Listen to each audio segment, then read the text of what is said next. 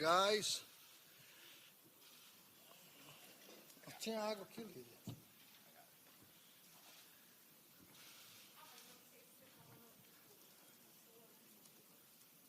Oh, Glover, over here, other side. Right. How you doing? Good, how are you? Good. Well, welcome to your first fight week as UFC champion. How has fight week been for you with all these added responsibilities that come with the belt? I'm enjoying every moment of it, man. You know, it's great to be a champ. I'm enjoying the journey. That's incredible time. Well, Khabib had said something like when he got the belt, he had chased it for so long, and maybe it didn't come with everything that he maybe thought it was. Was it everything that you have expected, since obviously you've dreamt of becoming the UFC champion for so long? Well, yeah. You know, being a champ of the world, like people keep asking how your life has changed, you know, after winning the belt. You know, I'll say the same thing. How I don't have the answer. Like, why would it change? You know, like because I'm just humble, normal guy, and just being a champion is just a title, and it's just accomplished that I chased it for so many years, and is incredible. It's great to be a champion.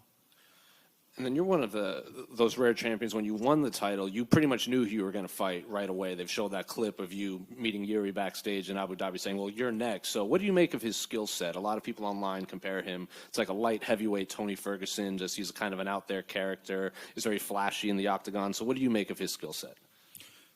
He's a striker, a unique fighter, unpredictable. And me with my experience, and man, I like the challenge. I want to prove to everybody, all you guys, all the fans, and most of all myself, if am I ready?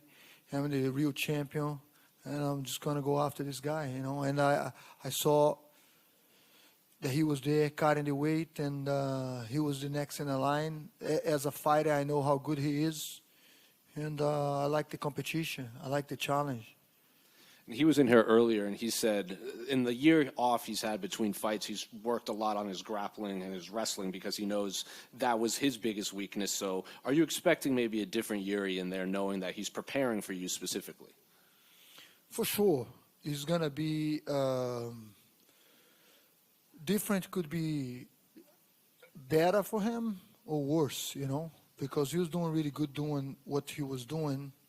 Right now, if he's going to change it, who knows if he's going to change it. I'm prepared for that jury. I'm prepared for the jury that I saw, what he's going to do. Trying for takedown, or we don't know. Like I say, he's unpredictable, and I'm unpredictable because when I'm going for takedown, but start defending those takedown, those hands start hitting you, like happened with Blachowicz. Got him with the left hook, and then he thought, oh shit, what's going on now? You know what I mean?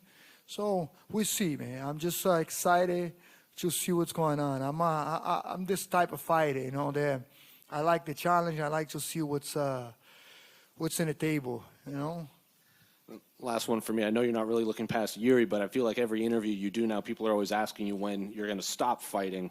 Do you regret maybe saying the word retirement? I know there's some athletes in other sports that when they announce they're going to retire before the season, they regret it by the end because they have to answer that question over and over and over and over now. Yeah, I say it's a possibility, right? I never really say I'm going to retire in November. I say it's a possibility, if be a great thing at 43 years old in New York. But, man, it's not regretting because I never say for sure. And it doesn't matter, like, what you want to now, it could change it, could change it. Who knows, after this fight or after the next fight. Who knows how long I'm going to fight, if I'm going to be fighting 45 years old like Randy Couture. I'm feeling great. I'm feeling good. I don't have any injury, like, major injury. Because we all do a little bit, after 20 years in the game. But like, I don't know, I'm just living the moment, man. Just living the moment. With tomorrow, let tomorrow take care of itself. You know what I mean? But people keep asking when you retire or this or that. I'm like, I guess that that come because of the question. The guy keep questioning, you think you retire and everything, so I just say that, and like, it happens all over the place, And going off that, I mean, if you win this fight and maybe the next one, and you do start having real thoughts of that, do you think the UFC is going to try to kind of push back? It seems historically they don't love when a champion vacates the belt. In your position, given your age, it'd be understandable, but it kind of resets the division. John Jones did it, and it's only getting stable again now. Do you think they'll try to fight hard to keep you around?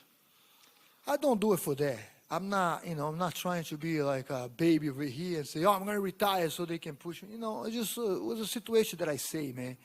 I say that, but I even say, like, I don't want to be like a Cerudo that he retired and then want to fight everybody else now, It's like, I can see, I'm not talking shit about him. I can see, like, he wanted to fight, he didn't want to retire, And me, always gonna. I tell my wife, I'm always gonna make this decision at home, No matter what happened in a fight, win or lose, I probably never gonna make that decision in the octagon. I'm going home, and the day that I don't feel like I want to train and I want to do this camp and I want to, keep going, or because you can feel it, like in the training. See, like in the training room, you can feel like, man, I'm not training. I'm not like I used to be anymore. And that could be it. But like, for now, I'm feeling like a champ. And going off what you guys were talking about earlier about Yuri saying, he might adjust his approach to the fights based around you. Is that already a win for you in a way that he is thinking so much about what you're going to do in there that he's changing himself instead of just fighting his fight regardless of the opponent? No, my win will be in the octagon. I don't believe anything those guys say, my opponents say. Never believe you enemy. Not my enemy, but just going over there, and I'm excited to fight. And man, I'm expecting the unpredictable Jiří, a very good striker, move around, move his head a lot, and we prepare very good for that. And every fight is different. For Blachowicz was one thing. For Thiago Santos another thing, because Thiago is just stay back and throw fire, fast punches. So you just adjust a little bit on your game, but at the end of the day, you can't change it that much, right? You can't change it that much. Like you see me changing after a few losses that I had. And you see the way I've been fighting lately in my fights, But it's not much. It's just adjustment that I did in my own game, you know what I mean? So I don't think it's going to be that big of a change. I think it's going to be pretty much the same Jiří. And what do you think this fight means for your legacy? I mean, a title defense would be awesome, but you see some of the all-time greats in the sport. They're able to beat guys who started the sport before them, who came up at the same time, and then guys who started years after them, and that's kind of the case with this fight. If you can beat a guy like Yuri, who is considered maybe a different generation from you, do you think that does a lot for your legacy? Every fight, every win, I become a champion. I was, was already in the rise like one of a great fighter, great warriors that go over there and give it all. I don't. It's hard for me to promote, come over here and push guys and throw chairs and buses and stuff like that to promote fight. But I'm a fighter. Everybody saw my fight. I'm going after finishing. And legacy, yeah. The more you win, the greater you become. You can. But like I try to take away that from my mind. I try to just enjoy the fight, do my best, and that's what I did in the camp. That's what I'm doing right now in the weight cut. Should be perfect, and going over there and fight my best. I'm not looking forward to. I'm just happy, man, at everything that happens in my life. To be here and 42 years old, be a champ of the world and defending my belt, just go over there and just have fun. And I know you've said already that Jan Blachowicz will probably be next if you win this fight. Do you feel like that is, the certain next option, or there's this fight between Anthony Smith and Magomed Ankalaev coming up on July 30th that maybe with an impressive win, do you think they could be the next guy? I don't choose opponent. You can ask Dana White, like, when did I say anything about opponent? That's not my job. I keep saying that. So when you start doing that, you got too much on your plate. Now I want to manage fight, and do all that. For me, I'm a fighter. But like I say to Jiří over there, right after the fight, I say, you next, me, you next. But, if the UFC come up with some other guy, I will say, yes, let's go. And I say Blachowicz because Racket was... talking, he was even talking shit to Jiří, saying, he should be the next in the line. And if he beat Blachowicz, for sure he was going to be the next in the line. And Blachowicz was the number 2, right? Number 2 contender, and he won that fight. And, that's a common, that's what I say, as a common sense. Like, you win, you're going to be the next in the line. But it's not my job. Whatever the boss say, man, I'm here, hey, let's go, let's do it. You fought almost 3 different decades, 20 years career, and a 42 years old, the oldest UFC champion of the world. So would you give some advice to young fighters back home? Would you give them some advice to inspire them? My advice is to enjoy the journey, man. Don't take it too serious, because when you start thinking too much about, the guy just asked over here about your legacy, about the title, and about all that, that's like it's a lot in your mind. Just go over there and do your very best every day in training, and enjoy, man. If you don't like to do this, go find something else. But if you like to do this, just enjoy the moment, and go over there and UFC is like I think Dana is a big part of this, but UFC is like it's so different than boxing, because you see like Gilbert Durinho, he lost that fight, and that was like a winning for him. That was a big win for him. He become like so. You just go over there and do your very best and fight like a warrior, and you're going to get your reward. That's what my advice would be, Your opponent, Jiří Procházka, has a 12 winning streak, and 11 is a KO, and you have 6 winning streak, and 5 is before the time. So how do you see the result of the fight? Are you planning 25 minutes or less? It's different, 15 winning streak, not in UFC. It's very hard to do in UFC, It's very hard to do in UFC. When I fought John Jones, what it was like Anthony Johnson. No, when I fought John Jones, I was coming up of 14, 15. I was like that, something like that too. Like 13, 14 fights winning streak in a row, with many knockouts, because it's not UFC. It's hard to do that with UFC. So that doesn't mean much. You know what I mean? I know he's a great fighter. I know he's a tough fighter, but it doesn't mean like it'd be hard to do 15 winning streak in here. Last few fights, you always been underdog and always fight versus the strikers, such as Thiago Santos, Anthony Smith, so on. So what's the difference between them and Jiří Procházka?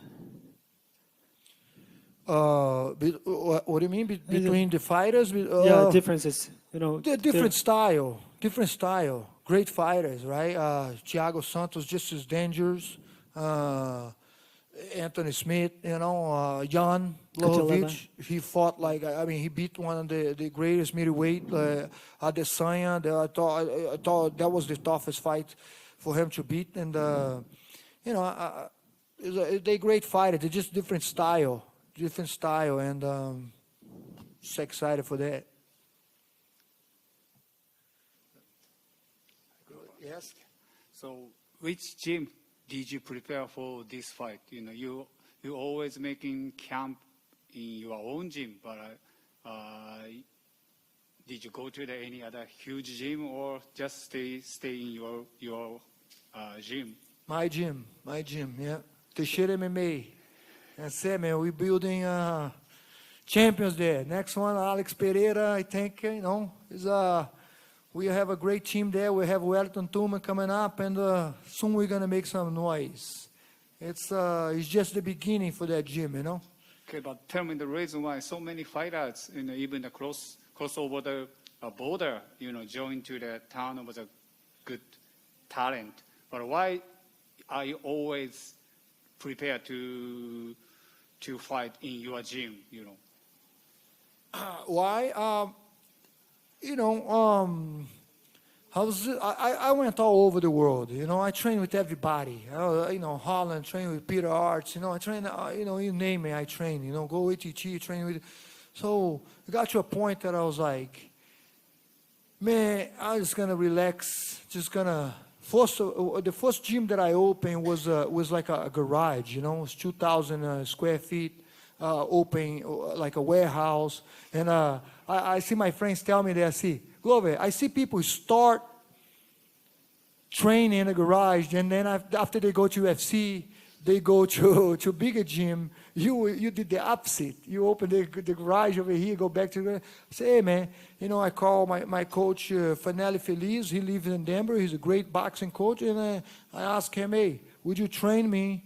And the rest I'll figure out. And just to be home, you know, comfortable with the environment, you know, at home, relaxing, chill, and the people that I train, and help me out for the gym, it's amazing, you know. A lot of people thought it was not going to work out, and for a while there, I thought, because I did that gym after Jones, you know, and I trained for Phil Davis in there, and I lost that fight, and for a while there, I was like, maybe they're right, but let me keep going, let me do this, you know, and it's working. Okay, thank you so much. Muito obrigado. Okay. You actually had a 20-fight win streak when you fought John Jones. See, yeah. It's different, you know, fighting, it's different. And it's hard to put 25 winning streak in UFC, you know what I mean? How many Khabib had? Like 10 fights? Yeah. Khabib was 10 in UFC straight? Yeah. John Jones too, you know, he got, but like what, 10 too? It's hard to do. Hard to do, man. 10, 15 fights over here. Yeah. Huh? Anderson had the record with 16. 16, yeah. Anderson Silva, the greatest of all time, right? Usman's sitting at 15 right now. Yeah. I mean, but it's not easy, you know what I mean? I didn't say it's not possible. It's not easy. And Joanna was in here, and she said, I'm almost 35. I'm old now. You're almost 10 years older than her. So did you expect to be competing this late into your career, past 40 at this point? No, like talk about retire. I say that before. I say, hey, man, I'm 32 years old. I signed with UFC because when I was in Brazil waiting for my green card, I was like, people say, everybody, you think yourself, I'm losing my prime over here. I'm 28 years old, 29, 30 years old, and I'm like beating everybody and thinking like, man, this is like, because I shake Dana White's hand after Sacudio fight in 2006, and he said, get your situation figured out, and we sign you right away, man. And that was 2006. You know, I was 26, 27 years old at that fight, and I thought I was losing the prime, but when I signed with 32 years old, I say, hey, man, if I fight in UFC until I'm 40, I retired. And, hey, it's too hard to retire, you know? You're preparing Alex Pereira, and how do you see a future of the Alex Pereira?